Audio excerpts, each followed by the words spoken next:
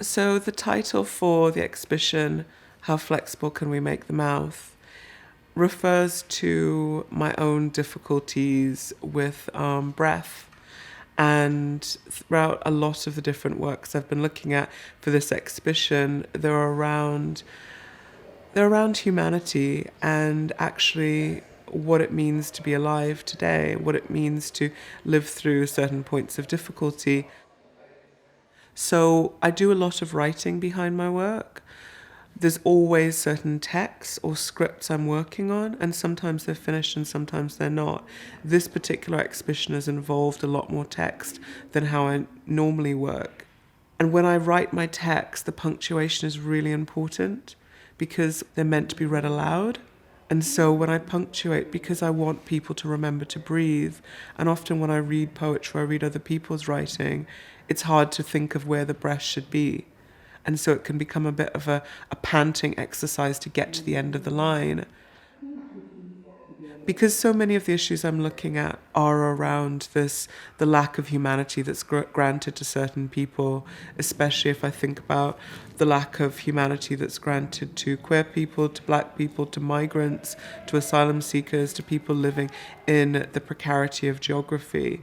There's this feeling that we're all holding our breath, especially in connection with what's going on now with the weather. Because, when I've been thinking about making the two film works that are in the main gallery space and then in one of the ancillary rooms, they're really reflecting on these geographies which are always so vulnerable, even though they actually are not really responsible for the many issues related to climate catastrophe that are going on around the world. And it's about the ambivalence that can really be in place from the West to consider their own complicity or their own processes of destruction which are affecting the planet, but because they're not necessarily, the West is not really in the front line in the same way. So with the title of From the Forest to the Concrete to the Forest, within the credits, the date is very important because it was, the editing for it was pretty much finished on 9/9/19, which is 9 days after the tropical depression, which became the hurricane, which affected the Bahamas and the Abaco Islands, it hit. And in the duration of that time, the way in which that catastrophe, that disaster is being visualized has really, it's affected me so deeply. I've just been in tears looking at that footage.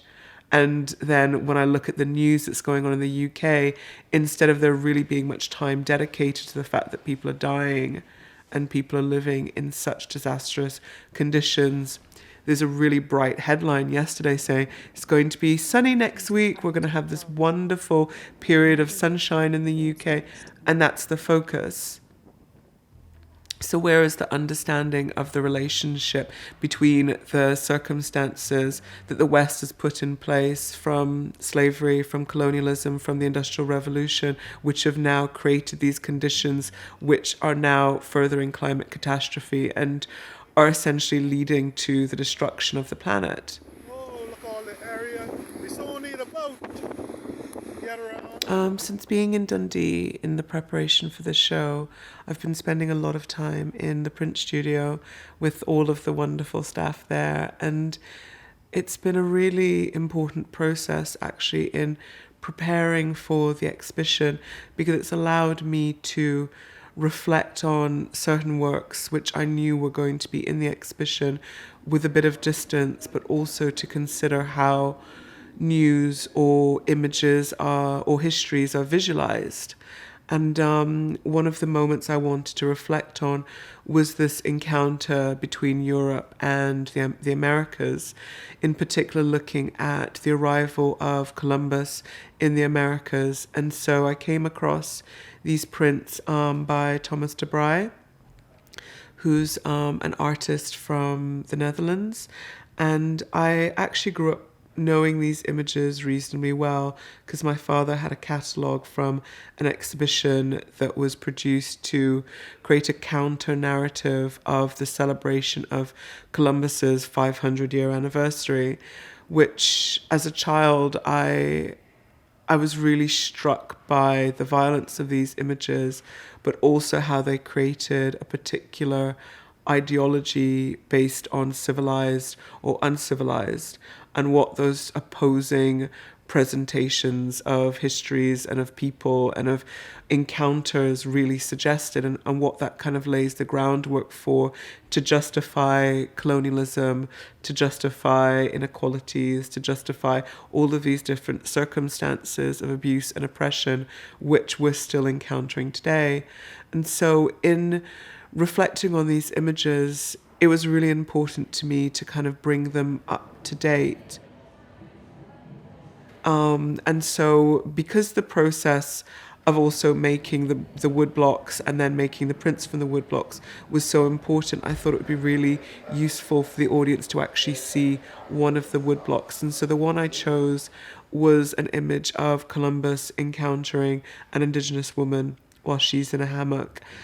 And one of the reasons for that is about thinking about the expectations of Indigenous people or of people of color as being lazy and being unproductive, which was why colonialism was a positive idea. And this is really a myth that has been clung to in these narratives of colonialism, as though it was somehow good for Indigenous people to bring supposed civilization. I wanted this figure to be at rest. And I wanted that to be very clear, that she was at rest and she was being startled by Columbus, who's coming with all of the supposed trappings of civilization, with his compass, with his flag, with all of that technology. Yeah, and so for me, these prints become an introduction into the larger ideas of contesting histories, of looking at history as a myth, and the conditions which are laid through these histories in connection with where we are today. You know, history in school is taught to be considered absolutely fact, and there is no questioning or querying of those histories, and there's no, whereas it's really, for me, a sleight of hand.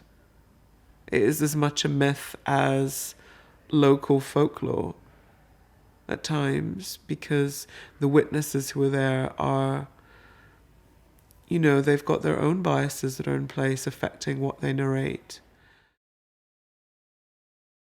In the large gallery, there's a very large installation that's been set up with a Barbadian chattel house that it's been built in such a way to look as though it's been submerged or it's subsiding into the floor.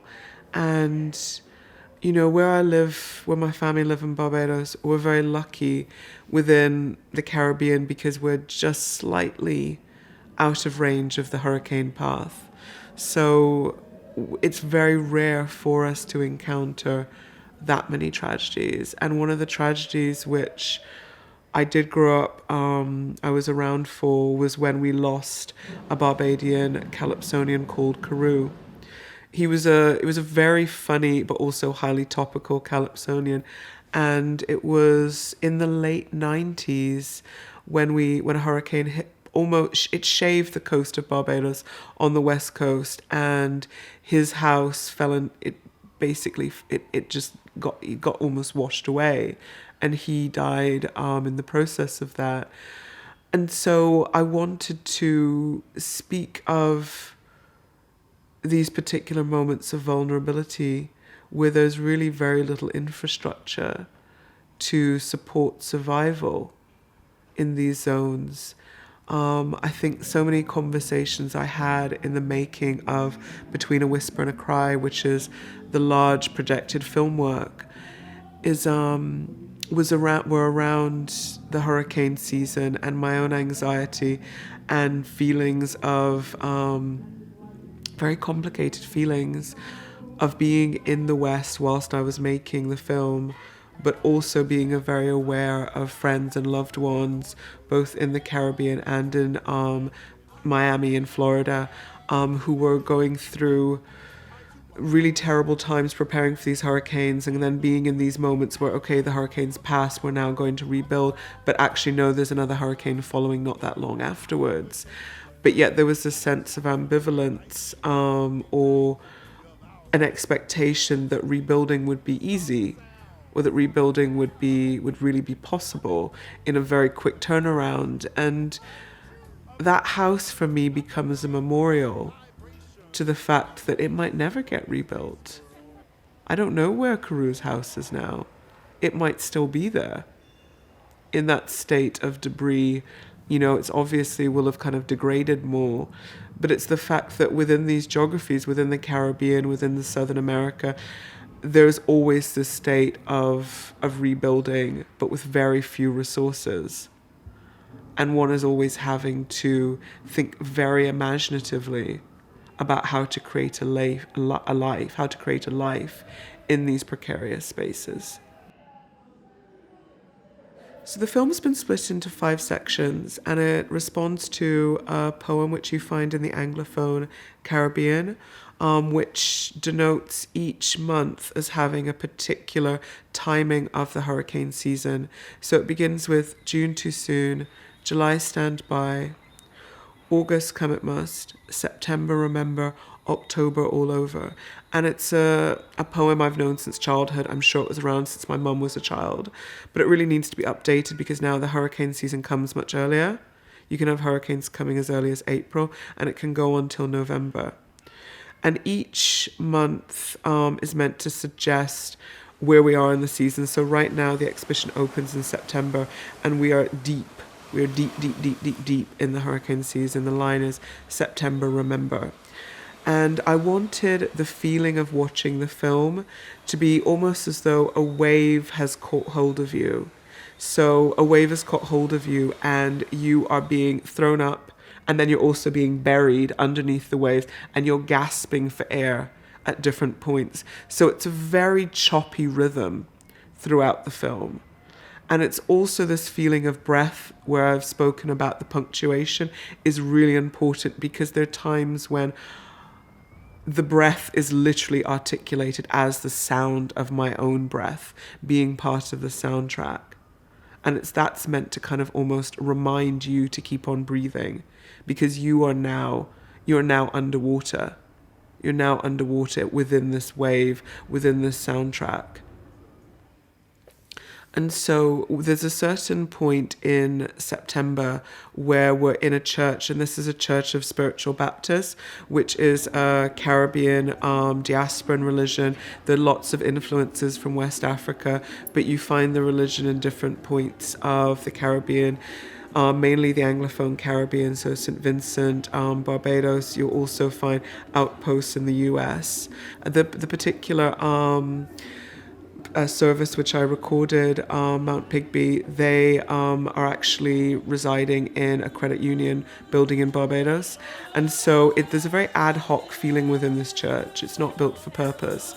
And so there are these chairs which are stackable plastic chairs, and I wanted to create an echo within the installation which also kind of invited the audience members to be part of that, the experience. But rather than have the chairs